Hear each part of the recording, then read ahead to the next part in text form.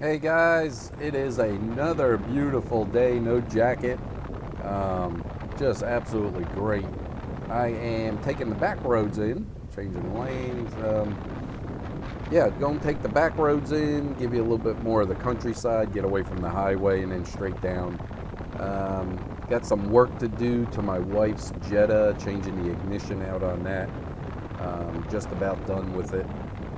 Taking my time. I mean, you could probably get it done in a couple hours, but I got kids that want to see me and play, um, which is much more important than the car since we have vehicles. It's not a big deal. We have extras, not extras. I didn't mean it that way. I meant as in we have others that we can use. Being that this is mine, pretty much. This is what I prefer to drive, even raining or sunshine, whatever. I don't care. It doesn't matter to me. And I think I picked that up from the bicycle riding because you just bring the clothes with you, and if it starts raining during the day, you ride home and it's raining. It's no big deal. Once you get used to it, the pollen is terrible with all these trees blooming. Once you get used to it, and it's a mindset that it doesn't bother you. I mean, some people freak out just walking from their car to the house or office. If they get a little wet and their clothes get a little wet, or they don't want to go out to dinner because it's raining, and I'm like, heck, I'll drive home in it, I don't care, or pedal a bicycle home. It's no big deal to me. And I know a lot of people like that, and I think backpacking, hiking on the Appalachian Trail, really conditions it that you just enjoy the environment you're in. You just enjoy what you're doing, that you don't give a darn what the environment is. Yes, you do, like this weather right here. Oh, let me make this turn. Swing it in there. Now this is that road that is really jerky, because you have that hump in the middle, and I got to find a left or a right side. Anyway, but yeah, it just, there's many people out there, they don't care. They'll go fishing and it could be raining. It's the same thing. I ride this, no matter, it's my means of transportation. I don't care. The rear bag, awesome. For $100, $120, it fits everything. It does what I need it to do, and it doesn't sit way up in the air, and it doesn't look like an eyesore covered up the back wheel or anything. The rear bracket, I should have it by, I don't know, another day or so. I'll show you that. And what else? I'm ready for some fishing. We already started fishing, but I'm going to make a mount for this, just like surf poles. If you're not familiar with it, it's like a tube with a notch in it where you put your reel in and then strap it.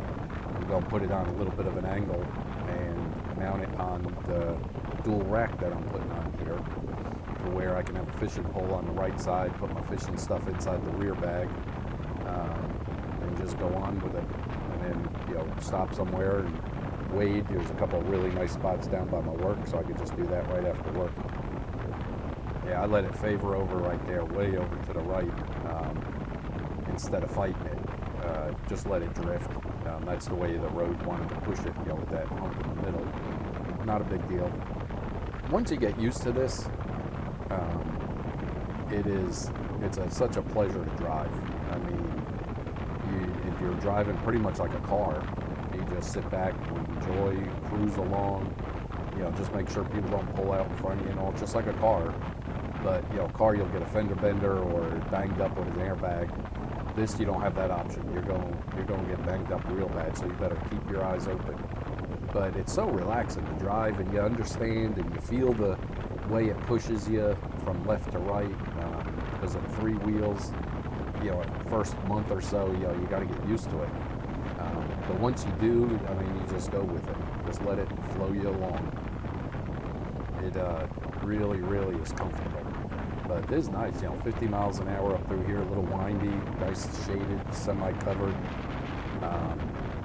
Next week, I'll be putting the exhaust on it. I'll go over that. That should be the last modification, that and a little bit more paint on it.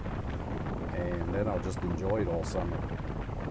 And I'll show you about the rod holders and how I carry tackle. I don't think I'll put saddlebags on it because I really don't need them right now.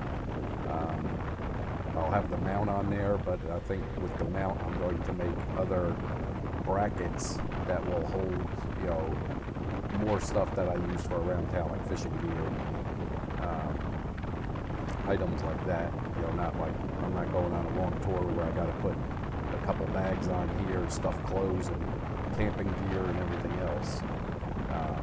The biggest trip I'll do is maybe just up onto Blue Ridge Parkway and cruise along there. But that's going to be an all-day trip, just stopping and looking and getting off, stretching your legs. Maybe bring some food, put it in sandwiches or whatever, throw it in the bag in the back, because there's really no restaurants up there except Pizza Hut, or you'd have to come off of Blue Ridge Parkway, go down into like Waynesboro or any of the other towns, depending on how far you're traveling. Right there, that road I just passed is where I come out when I go up past Liberty, and then I make a right and come down this way. Just to give you an idea if you're not familiar, or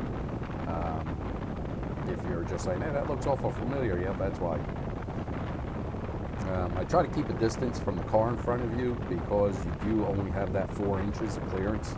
So if they straddle a dead animal, I want to be able to move left or right to try to miss it with the front wheel on the inside or outside if I can, and miss it with the rear wheel just so it doesn't flip you. But yeah, message below, give me a comment if you do ride one of these, on how you get over bumps. How do you like it, where it's not like standing up on the pegs of a motorcycle where you can let the bike take the bump. You have to really pull yourself up to get your butt off the seat so you don't feel that slam, from the rear wheel. But yeah, message below if you've been riding one and you've had that option going over speed bumps, or just a bump in the road where you have to pick yourself up just so you don't get your teeth jarred. It is absolutely gorgeous out here. Very, very comfortable. I've been getting a lot of questions about the jacket I wear, that, the yellow, safety yellow, or whatever you want to call it. It is an Olympia. I got it from the bike shop when I was picking this up. I'm drifting on the outside, and then I'll cut this turn in the corner in here to come in. This turn right here and up this hill is nice and fun. Try not to go too fast, because I'll get up on this guy in front of me. But anyway, it's asking me about the jacket. Yes, it is waterproof and it's windproof. Has a lot of ventilation in it. There is no insulation at all. It's just a thin shell jacket to block the wind and rain. It has a waterproof hood that is in the collar. You just pull it up and slide it over your head, and it wraps up around your chin to where the rain pouring off your helmet does not go down your collar. That is awesome. I forgot to do it one day, and it was a son of a gun. It went right down my collar. So that hat is definitely, or the hood is definitely worth putting on when it is raining. A good steady rain. If it's just a little spritz here and there, you don't have to worry about it. But okay, let me make sure nobody's coming. We got a car coming. No turn signal. The frig, dumbass. What an idiot. Man, you can't trust anybody.